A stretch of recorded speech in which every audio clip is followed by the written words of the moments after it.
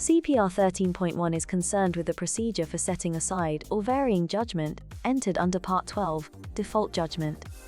CPR 13.2 concerns cases where the court must set aside judgment entered under Part 12. The court must set aside a judgment entered under Part 12 if judgment was wrongly entered because a. In the case of a judgment in default of an acknowledgement of service, any of the conditions in Rule 12.31 and 12.33 was not satisfied. b. In the case of a judgment in default of a defense, any of the conditions in Rule 12.32 and 12.33 was not satisfied, or c. The whole of the claim was satisfied before judgment was entered. CPR 13.3 concerns cases where the court may set aside or vary judgment entered under Part 12. 1. In any other case, the court may set aside or vary a judgment entered under Part 12 if a. The defendant has a real prospect of successfully defending the claim, or b. It appears to the court that there is some other good reason why 1. The judgment should be set aside or varied, or 2.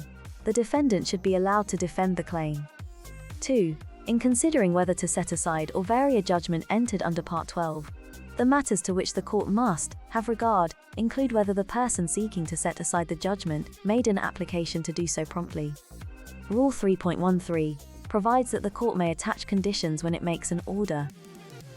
CPR 13.4 is concerned with the procedure for making an application to set aside or vary judgment. 1. Where a. The claim is for a specified amount of money. b. The judgment was obtained in a court which is not the defendant's home court. c. The claim has not been transferred, or in the county court, sent to another defendant's home court, under Rule 14.12 admission, determination of rate of payment by judge, or Rule 26.2 automatic transfer, and d.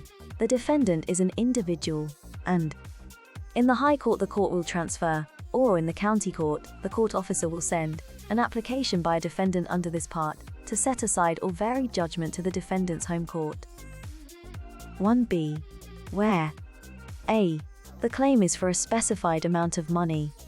b. The claim has been started in the county court money claim center. c.